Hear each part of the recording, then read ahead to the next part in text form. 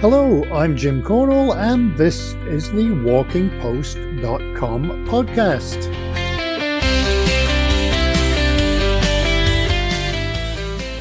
WalkingPost.com is the news website dedicated to walking, with all the latest on events, trails, gear, science, festivals and more.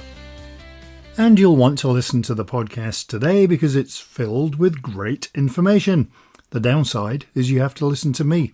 This podcast number 17 is going out on June the 27th, last day of school for the year in Scotland, so I've got about half an hour before the YouTube marathon starts.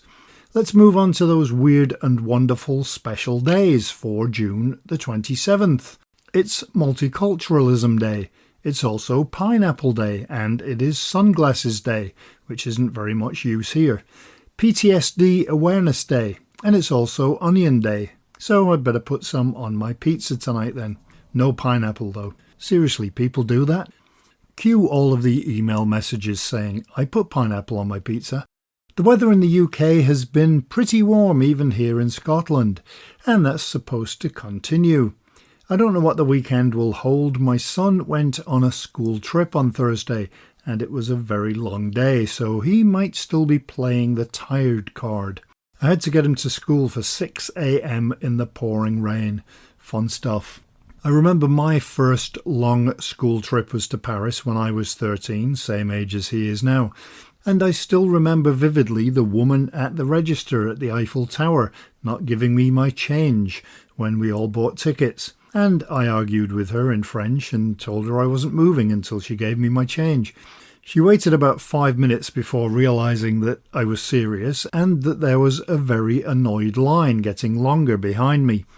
Funnily enough, I didn't tell her exactly what amount I'd given her, but when she threw the change at me, it was correct. And wow, did she ever hurl it. She would have made a good baseball pitcher. Anyway, as always, I digress. Let's move on to the podcast. Last time we had 2 interviews from the outdoor show in Liverpool, and we will be having some more interviews with companies that were in attendance over the next few weeks, of course alongside many other subjects. Last time we talked to the Milford Collection about wristbands to keep away bugs, and Manaslu about some trendy, warm and frankly very cool Nepalese jumpers. This week we're going to Brighton, although not literally, and Japan, kind of. Stay tuned.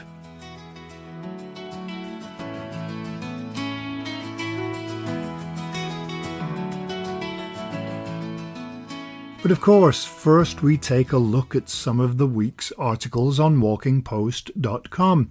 It was a very busy week again on the news front, which is good when you run a news site.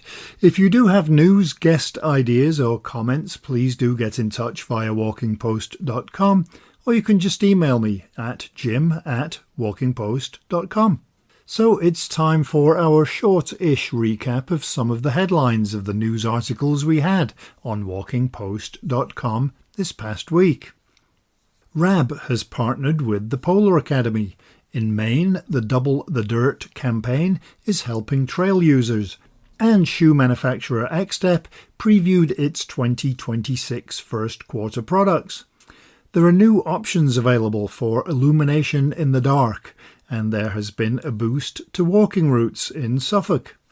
A new book from the Netherlands celebrates women walking pioneers. It looks like a great book, but sadly for now at least it's only in Dutch.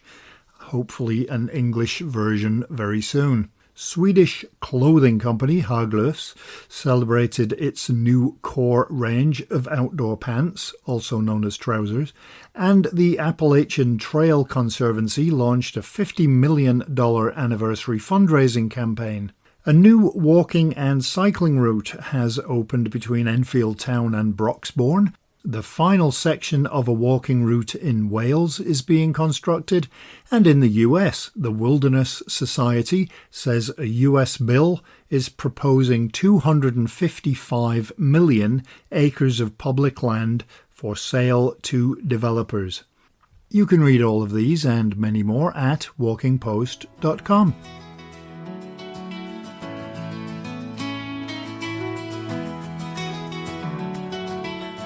two great interviews for you this week, and the first of them, if you're a reader of the news at walkingpost.com, and why wouldn't you be, relates to an article we had a few weeks ago now that announced Brighton and Hove in East Sussex was named the most walkable city in the UK and the third most walkable in the world by the magazine Time Out.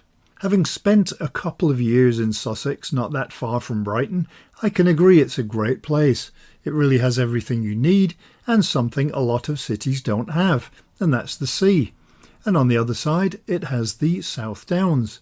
I was curious to find out why the city did so well, so I asked. To tell us all about Brighton and the things it's doing for walkers is walking officer at the Brighton and Hove Council, Delphine Jacq. Well, I guess the first question then is if you could tell me a bit about the reasons why you think Brighton may have been named the top walkable city in the UK. Yeah, well, I think there's an obvious one, which is the natural environment, really. You know, we're really blessed in Brighton and Hove. We have on one side the sea and on the other side the downs. So there's plenty of opportunities to be in nature.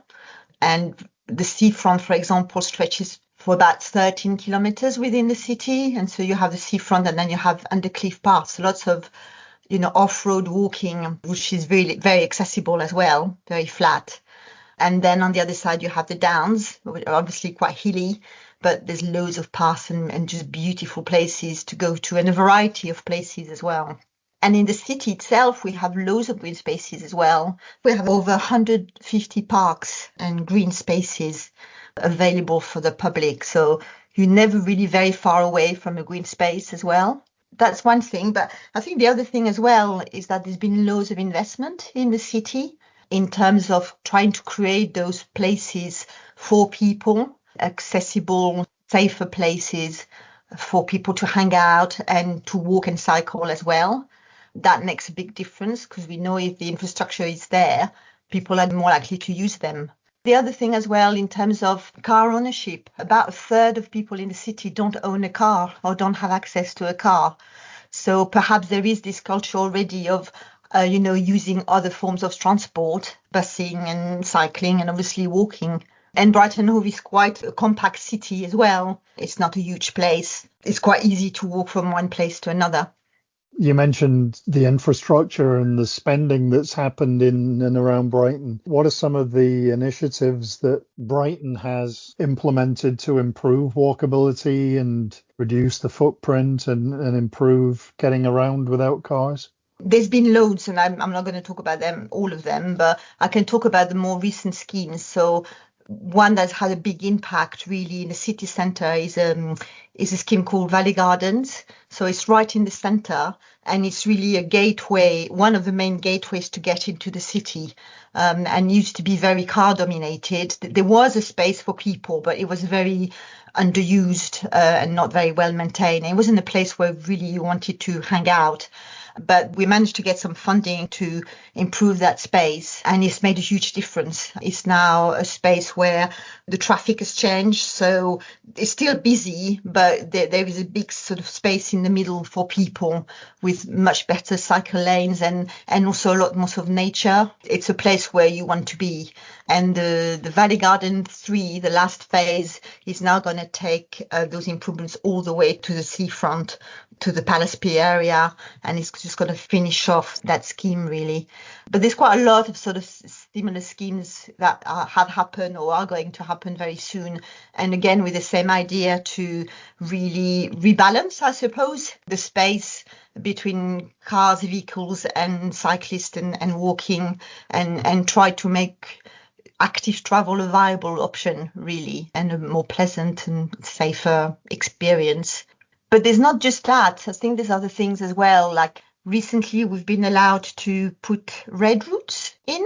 So it's basically instead of having double yellow lines, you have red lines. I think you see them quite a lot in London, and there is no stopping at all allowed for any vehicles. And again, that makes quite a big difference because it means that there is better flow of traffic. So it's, it can be safer for pedestrians and also less obstructions.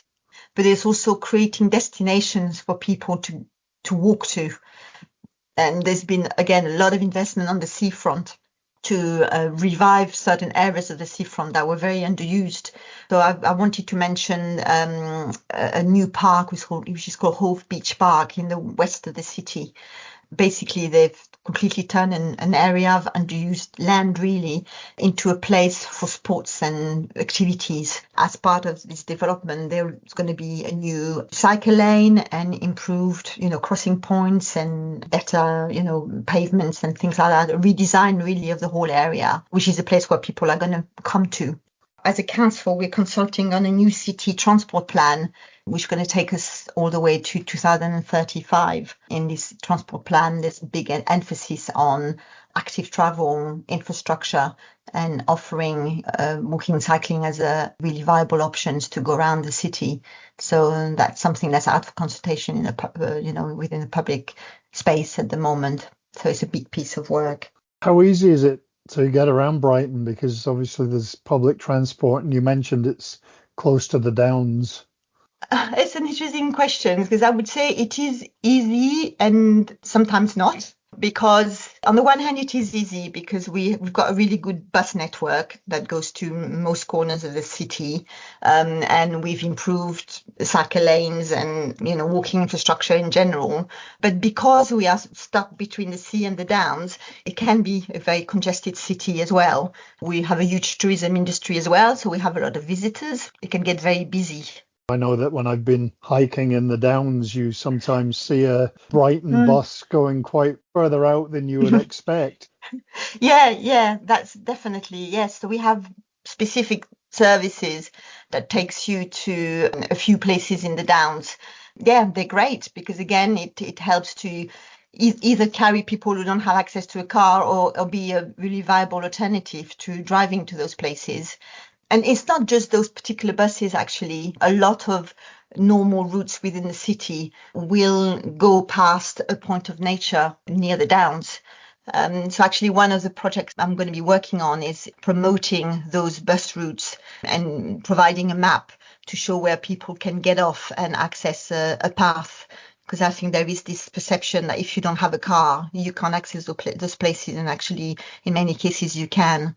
As part of this project, we will be promoting certain walks on the Downs in the city. And I will be also developing a leaflet. There's going to be printed versions of the leaflet that will be accessible in libraries and community centres, but it will be online as well. And I guess there's trains as well that can take you out into the Downs or even, Kent, Dorset. Yeah, yes. And we have and even within the city, trains are really well used as well, because we still have quite a lot of small stations that serve different points in the city. And, it's well used for commuters and students. So we have a good combination. We also have a bike hire scheme, which is managed by the council, called Barrel's Bike. And they now have a fleet of e-bikes as well. They're very popular and very helpful because Brighton is very hilly as well. So that can be a barrier to walking and cycling. Yeah, you mentioned the map that you're going to be doing to help people get out and walk. Are there any other programs that have been making a difference in getting people out, whether it's walking, cycling? I can talk about cycling as well, but I think I'll start with walking because I'm the walking officer. I have been working on a scheme in the last few years, really, to try and support local groups to encourage walking within their communities. So I give out small grants, about £500, to set up and evaluate a walking scheme. It's been really interesting because I've been approached by lots of different organisations. There's so much going on in Brighton.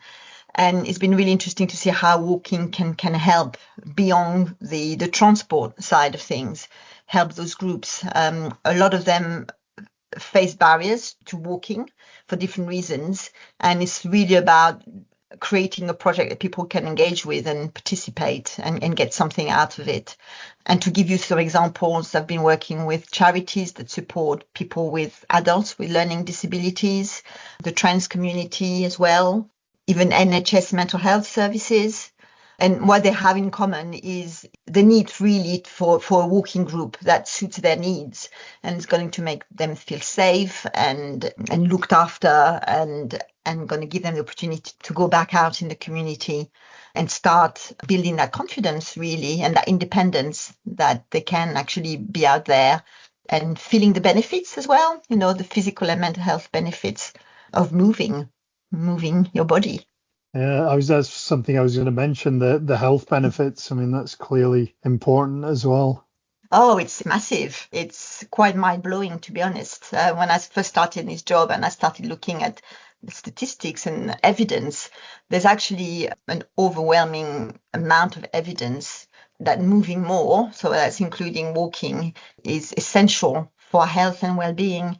And that comes from, medical experts who have looked into data and have realized that doing your recommended physical activity, which is about 150 minutes a week, so it's about 30 minutes, 5 days a week of moderate exercise, so that's feeling a little bit out of breath, will have a massive impact on your health now, but in the future as well, in terms of preventing diseases.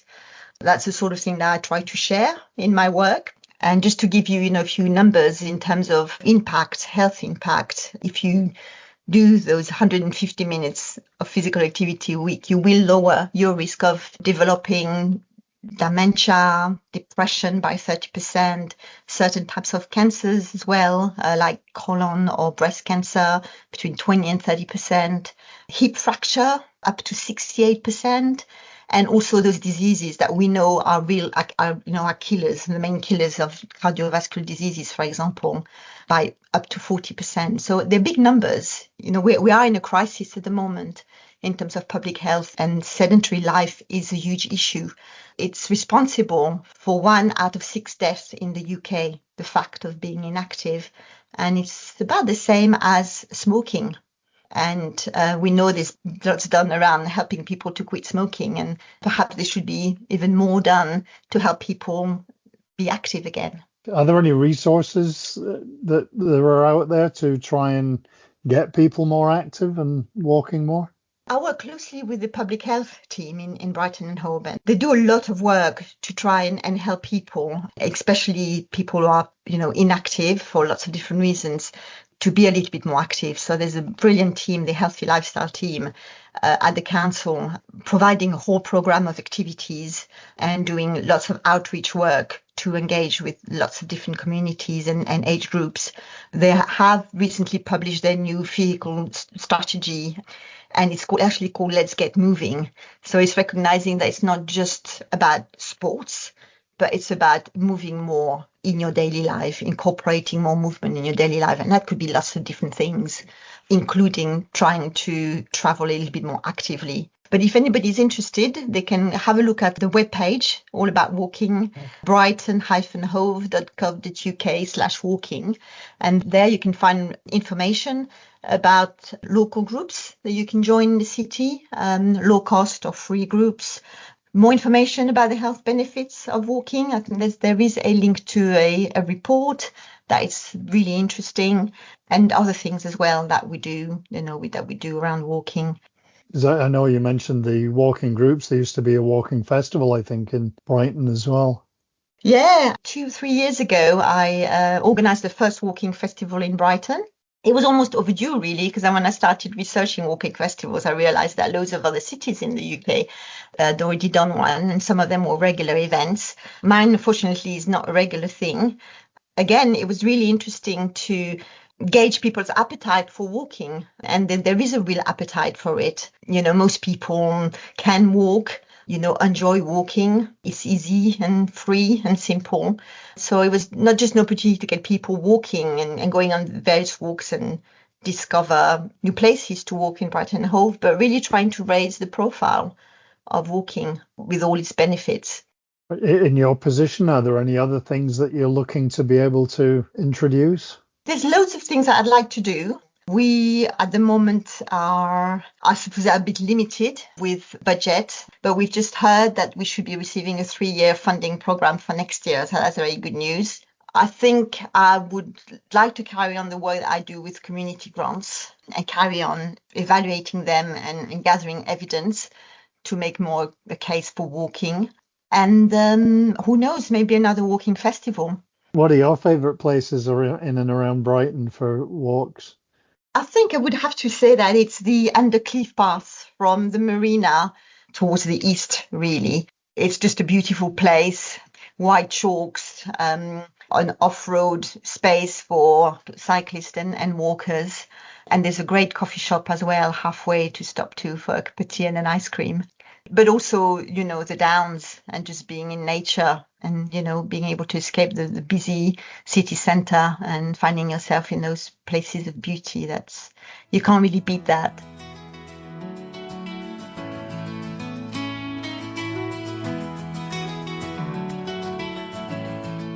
It's a great place, Brighton. The pavilion is unique, the seafront's perfect for walking, and it's right next to the South Downs, which everyone should experience if they can.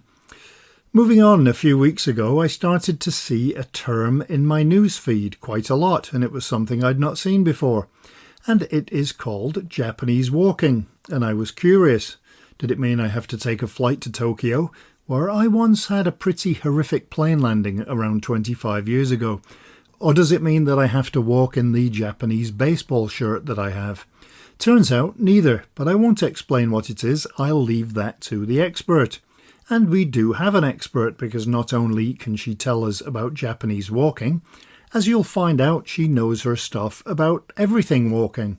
I learned a lot, and I hope you will too, in this in-depth conversation with Milica McDowell from the company Gait Happens.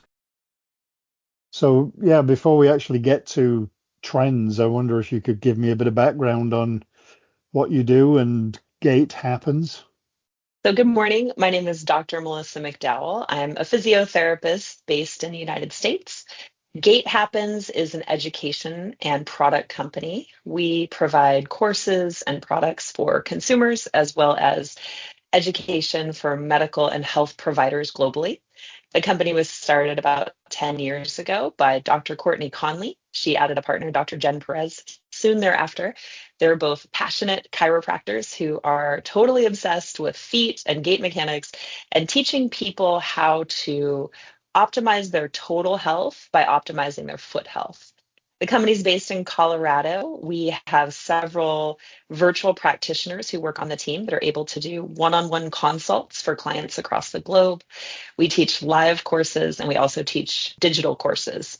And so it's a really fun company. I'm the vice president of operations, and our mission is really to educate people about how to keep their feet healthy, how to optimize their walking mechanics, and how that leads to wellness and longevity. Is that something a lot of people ignore? It is. I think we, as a clinician, especially for me, we run into people who are very surprised that their feet could be contributing to back pain or their neck pain or their shoulder pain even. I think a lot of times medical systems compartmentalize the body parts that we take care of. You go to the ankle specialist versus the knee specialist versus the back specialist. And that compartmentalization of how healthcare providers are trained to look at the body sometimes means that if you have back pain and your doctor isn't interested in the foot or hasn't looked at your feet, they aren't making that connection. So I think it is something that oftentimes when we see patients or we're working with clients and consults, they're very surprised how big of a role your foot health plays in your total body health. I guess we shouldn't really be surprised that social media is right at the forefront of every single trend, and there's a new one every week. But Japanese walking is the latest one, and it's one of those that they give it credence by saying it was developed by researchers in Japan. I wonder if you could first kind of fill me in as to what it is. So this emerged about 15 years ago, actually. The first research studies were around 2009, 2010. And that is one of the challenges of being a scientist, is you work on this phenomenal project, you find these important results, and then the information goes nowhere. And so we're always excited when something comes back around. And I do think that social media has an incredible power to provide information, get people excited, and just share things that really can make positive impacts on people's lives. We all know there's a dark side to it, but I think if you take it with the lens of I'm seeing this information. I want to vet the information and see if it works for me. Talking about it with your healthcare team or your experts, it can be a really great source of health information.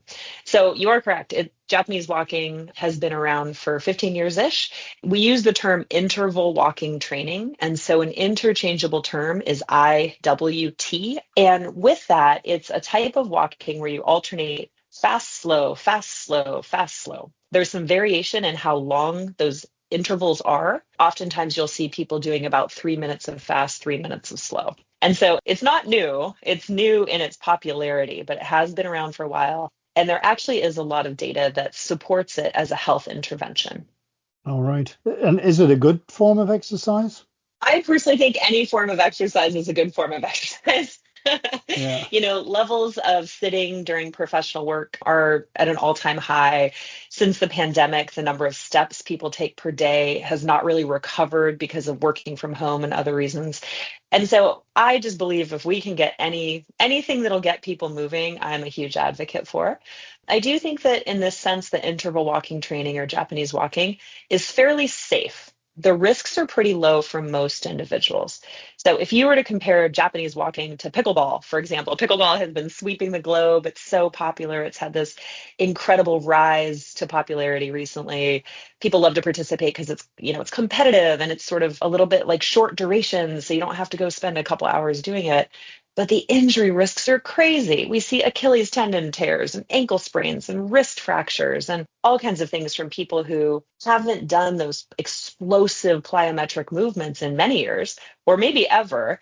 And they're out, having a great social time with their friends, but participating in a sport that is very demanding. Walking, on the other hand, for most people is incredibly safe. And I do think that one of the great benefits of Japanese walking is it does alternate the intensity. Fast, slow, fast, slow. So you really can customize the exercise to meet you where you're at when you start participating. Do you think there's a danger that people are always looking for, or maybe some, looking for the easiest way out? Absolutely. Humans are creatures of ease, right? And I think that we have to acknowledge that, right? As a healthcare provider, for me, I understand the people that I see they're busy. They're looking to be efficient. They want to see quick results. And some of that is just our human nature, right? We want that dopamine burst because we've just succeeded in some way. And I think that when we're looking at exercise and physical activity participation, I like to tell everybody we're playing the long game here. And so it's really finding things that you can stick with, you can continue to feel motivated about, you can perhaps encourage others to participate, you can become an advocate of this type of movement. And so, none of these things are really a quick fix. And I think that as adults, we have to recognize that that's a truth. The same with weight loss. If you're trying to lose 20 pounds, that's not going to happen in a week or 2 weeks. That's a longer journey. You have to be very mindful about it. You have to be very prescriptive about what you're trying to do. And so I think that example is very similar to when you're participating in an activity program like this. You're not going to have a quick fix. Now, there are some things you are going to see change very rapidly. Mood, sleep, your mental clarity, those can all be impacted very quickly by starting a walking program. And so I think there are some ways that we can really hold on to the parts that change quickly and then honor the parts that are gonna take a while to get going. Are there any effects on the body? Obviously, it's better for you if you're active, but are there any issues with this kind of walking? One of the challenges is if someone isn't used to varying their pace and trying to figure out what will be consistent for them during the Japanese walking protocol. So the protocols are typically 3 minutes slow, 3 minutes fast, 3 minutes slow, 3 minutes fast, and you alternate that for a period of time.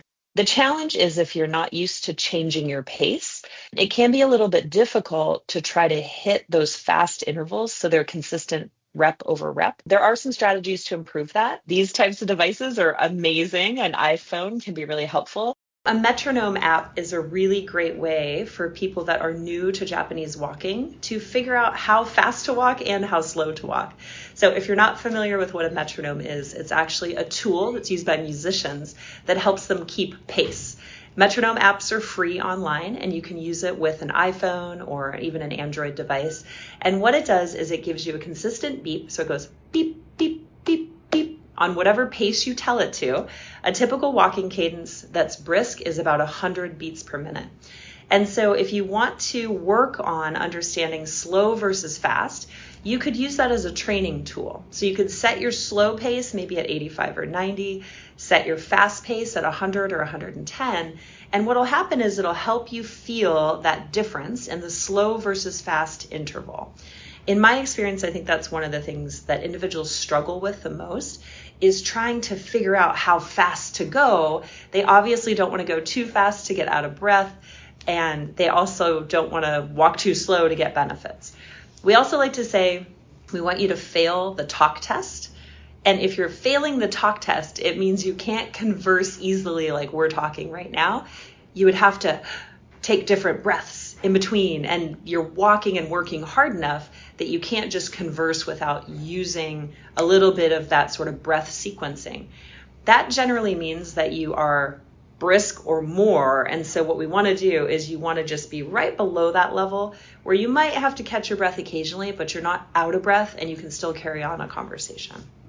30 minutes seems to be mentioned as a duration. Is it dangerous or not useful to go longer than that, or can you go longer than that? Most activities eventually have a rate of diminishing returns. So when we think about physical activity recommendations for adults, the Centers for Disease Control in the US recommends that adults get about 150 minutes of activity per week. So if you divide that by 7, that's about 30 minutes of brisk activity per day. So if you are someone who has a little bit more time on your hands, it's just fine to do a little more than 30 minutes. 30 minutes is typically the amount of time that is used in the research studies. If you have time to walk for 40 minutes or more, all you're going to do is get more benefits. But I would not recommend that you're doing interval walking longer than an hour. There's a potential with that change of pace to end up with some musculoskeletal issues, like you could have an Achilles tendinopathy or shin splints or start to have pain in your arch or something like that if your body isn't well conditioned for it.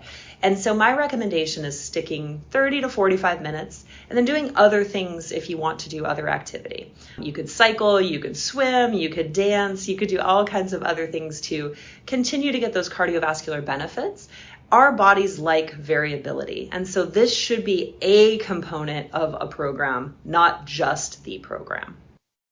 Now, when people see a trend like this and think, I'm going to do this, should they just go straight out and do it, or do they need to build themselves up, maybe do 15 minutes and then 30, and should they warm up beforehand?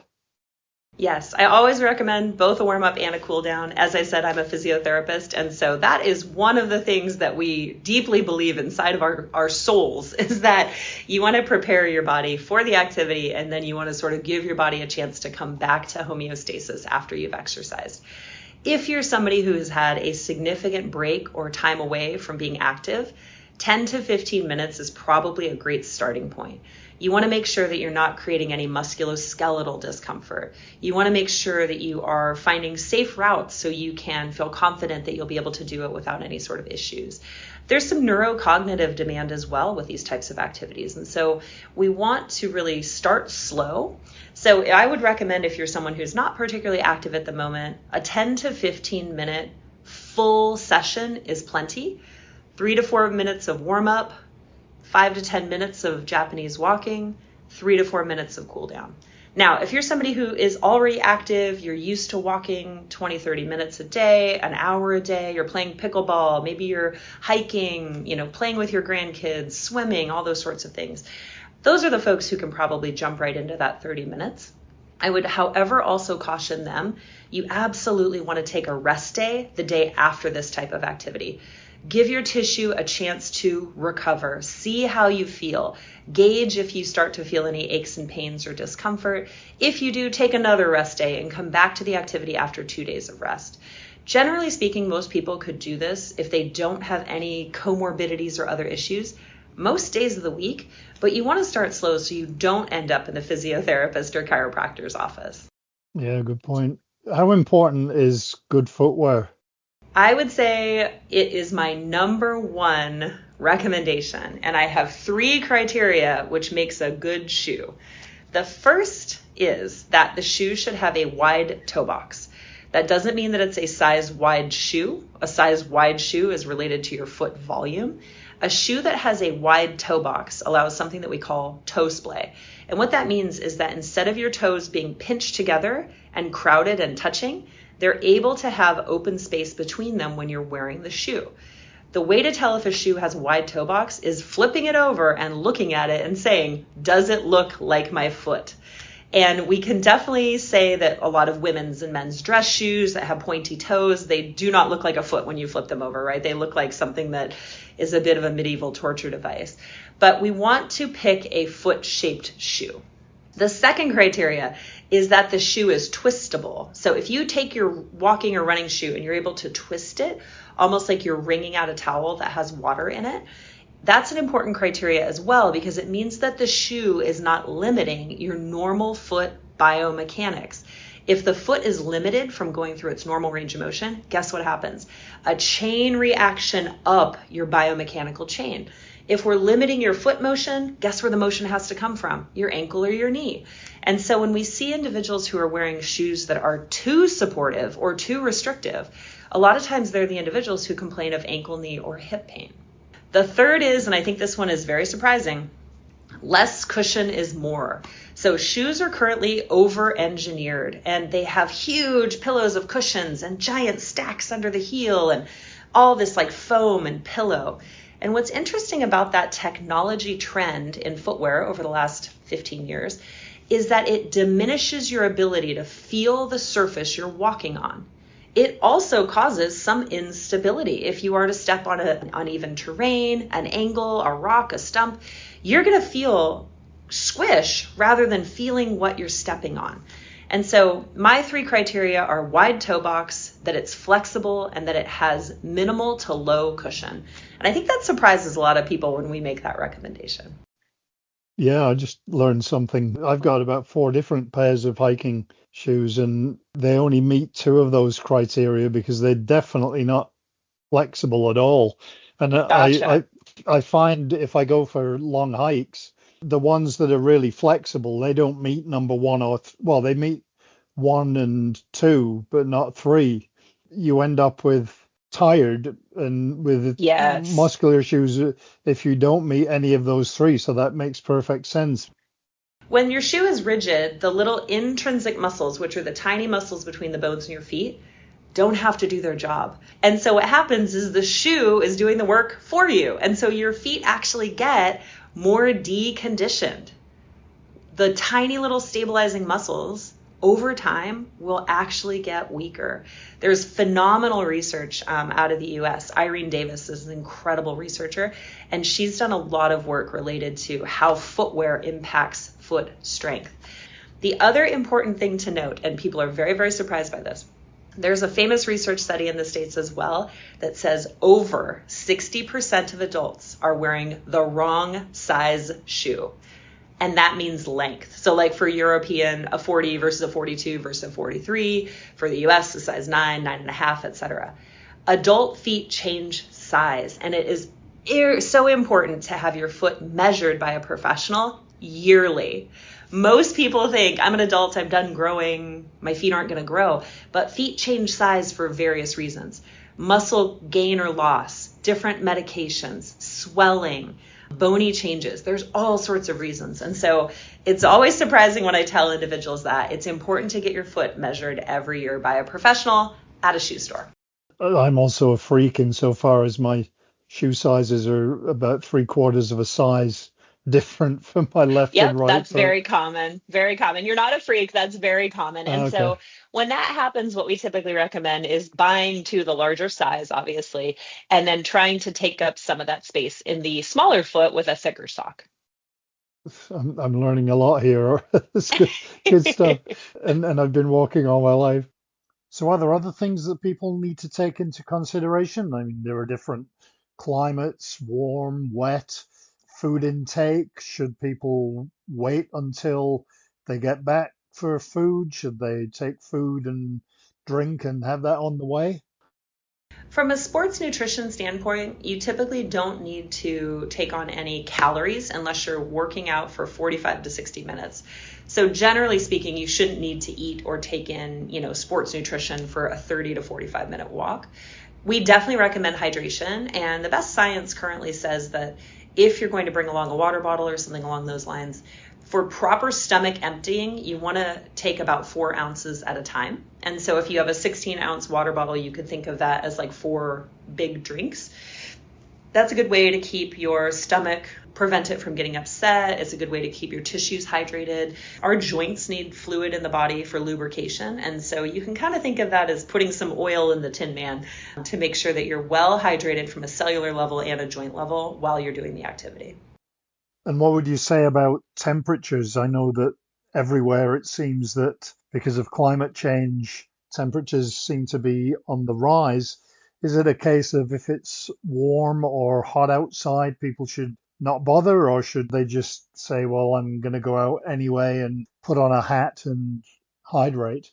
I tend to think it really depends on the person's tolerance to hotter environments. Some people actually like to go out and work in the middle of the day because they enjoy that feeling of sweat and their body and their tissues feeling quite warm, and others don't tolerate it quite as well. So for me, I tend to recommend the older you are or the less frequent you've been exercising over the last few years, the cooler temperature I'd like you to start in. If you're an avid exerciser and you're someone who's used to being in warmer environments, I generally think it can kind of sort of be dealer's choice or that person's own discretion. But for my patients, if you are, over 50, over 60, or someone who's returning to physical activity after a layoff, those are the individuals where you want to control the controllables. And by walking early in the morning or later in the evening, you're just minimizing the stress of the temperature change while your body is adapting to the physical activity. So we're trying just to minimize how many things you're adapting to at once. It seems like the Japanese walking or the interval walking is pretty decent. Are there any trends that you look at or videos that you see on social media and just look and go, no, no, no? Well, there is one that feels a little vulgar that you see in the States, which is an after dinner walk. And it's positioned for gut health, but it's called a fart walk, which I think is just sort of trying to be edgy or something. But the purpose behind it is really talking about, blood sugar management after a large meal, helping with GI progression for people to, use whatever they've eaten. I kind of think that one is, the science makes sense of going for a walk after dinner, but the way it's been positioned in social media, it feels to me a little silly. So I just, again, as I said earlier, I'm all about advocating any movement is better than no movement, right? The amount of sitting that people are doing nowadays has really become such a negative health impact that over the last several years, there's been sort of this theme within the healthcare industry saying sitting is the new smoking. And we can all agree that smoking is not good for us. And we're now starting to say that sitting has as significant of health impacts, current wellness, health, and future longevity as smoking. And I think that stops people in their tracks a lot of times, especially if you do work in a seated profession. Do you have a standing desk? Can you take breaks? Can you go on micro walks throughout the day? There's really wonderful data that says as long as you're walking greater than 2,500 steps a day, if you increase that by 500 steps, which is about a 5-minute micro walk, you can reduce your risk of death by 7%. If you're at that baseline of 2,500 and you increase by 1,000, so up to 3,500, it reduces your risk of death by 15%. Those are statistics from gigantic multi-year, multi-center research studies, the kind of science that really, really, really matters. Hundreds of thousands of subjects data goes into those statistical reports. And so I think that, for me, it's very much about impressing upon people little actions can add up to significant impacts, health, wellness, longevity. And that's really all what everybody's looking for, right? Is we want to live long years in good health. And walking is absolutely a keystone there. And so for me, it's one of those things where if it's Japanese walking or it's interval walking or it's, all these different, there was a trend a couple years on social media ago called Hot Girl Walk, and everyone was going for walks in the summer and posting it on Instagram. And it was very, very popular sort of in the millennial age group.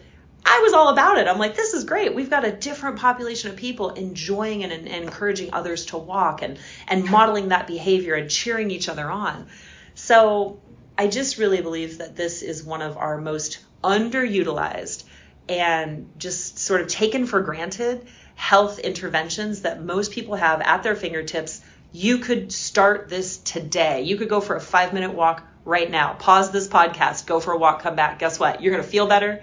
You're going to be putting some coins in that bank for your future health. And so that's really what our platform is about, is just trying to encourage people to understand the science, believe it, and then implement it in their daily lives. Wow, some great information there. Is there anything else that you wanted to add to that? Yes, I want to myth bust something. So here's a myth bust for everyone who's listening. For those of you who think that 10,000 steps a day is the number of steps you should be taking, please hear it from me and many other sources that is incorrect information. So the 10,000 steps a day idea came from a marketing campaign in the 1960s in advance of the Olympics. And it was never based on science. And it has been refuted by research study after research study after research study for the last 50 years. However, that message really has stuck in the general conventional wisdom. People think, oh, if you ask a man on the street, how many steps do you need to take per day to be healthy? They'll say 10,000. And it's incredible that has persisted over the years. So I want everyone who's listening to the podcast to know this. The absolute basement of steps per day that you should take in order to get health benefits is 2,500. So if you are incredibly sedentary, you've got some limitations, you're struggling with pain, with other diagnoses, other disorders, maybe you live somewhere that walking outdoors isn't safe, 2,500 is your absolute basement goal. So if you can get to 2,500, as soon as you get to that level, doing a little bit more, the health benefits start. There are phenomenal health benefits related to the risks of having depression symptoms and having worsening depression between about 5,000 and 7,000. For general health and longevity, if you're under 60 years old, the target number, science-based, is 8,500, not 10,000. And if you are over 60 years old, the target is 7,500. Again, not 10,000. So to review those, there's benefit at 2,500. As you go up into the 3,000s, we start to see some dementia prevention. In the 5,000s, we start to see depression prevention. And then for general humans who are pretty well healthy to start, if you're under 60, it's 8,500. If you're over 60, it's 7,500. Another important caveat with all of those numbers is micro walks count, little accumulations of steps throughout the day count. So do not feel like you have to go and knock out 8,500 steps. It's going to take me 45 minutes. I don't have that kind of time. As long as you're walking above 2,500, little 500 to 1,000 step bites throughout the day, add into that bucket. And so that is a really big part of our platform, is we are working really hard with Gait Happens and then with the book that we have coming out next year to dispel that 10,000 step myth. So if you take away nothing else from this conversation today, my friends, 60% of adults are wearing the wrong size shoe. There are 3 criteria for shoes that I believe set you up for health, which is a wide toe box, a thin and flexible sole, and the shoe being flexible and twistable. And then 10,000 steps is a myth.